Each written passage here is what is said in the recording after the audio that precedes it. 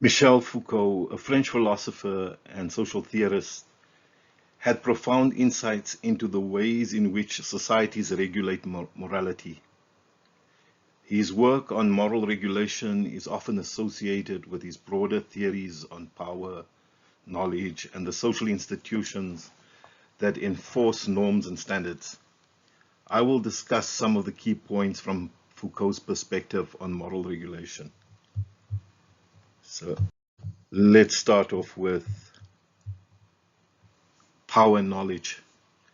Foucault argued that power and knowledge are intertwined, forming what he called power knowledge. He believed that the ability to define what is considered moral or immoral is a form of power, exercised through various institutions such as the state, the church, and the medical establishment. These institutions produce and disseminate knowledge that shaped people's understanding of morality. In his book, Discipline and Punish, Foucault examined how the modern penal system emerged and how it reflects broader mechanisms of social control. He explored the transition from public physical punishment to more subtle forms of discipline that regulate behavior through surveillance and normalization. This shift is part of a larger trend in which power becomes more pervasive and internalized, guiding individuals to regulate their own behavior according to societal norms. So very much sociological in the Durkheimian sense. Foucault introduced the concept of biopolitics to describe how modern states regulate populations through emphasis on health, hygiene, reproduction, and as you know, these days, more so than ever before, sexuality.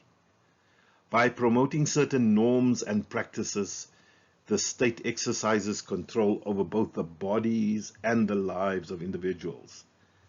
This form of regulation extends to moral conduct, as norms around health and sexuality often carry moral implications.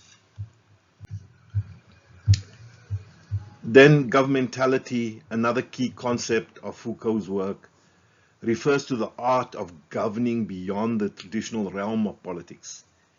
It includes the ways in which authorities seek to shape the conduct of individuals and populations. This involves the use of various techniques and strategies to promote certain behaviors and attitudes, often under the guise of promoting welfare and security. Moral regulation is a crucial aspect of governmentality, as it involves guiding individuals to conform to accepted norms. And then, most importantly for all of this, is the role of institutions. Foucault highlighted the role of various institutions in moral regulation. For instance, he examined how psychiatry, education, and the penal system contribute to the construction and enforcement of moral norms. These institutions label certain behaviors as deviant and prescribe ways to correct or manage them, thus reinforcing societal standards. While Foucault focused on the mechanisms of control and regulation, he also recognized the potential for resistance. He believed that where there is power, there is also resistance. Individuals and groups can challenge and subvert the norms imposed upon them, offering alternative ways of understanding and living. And very importantly in his work, Foucault's History of Sexuality explores how societies regulate sexuality and impose moral codes around sexual behavior. He argued that sexuality is not just a natural fact, but a complex social construct shaped by power relations.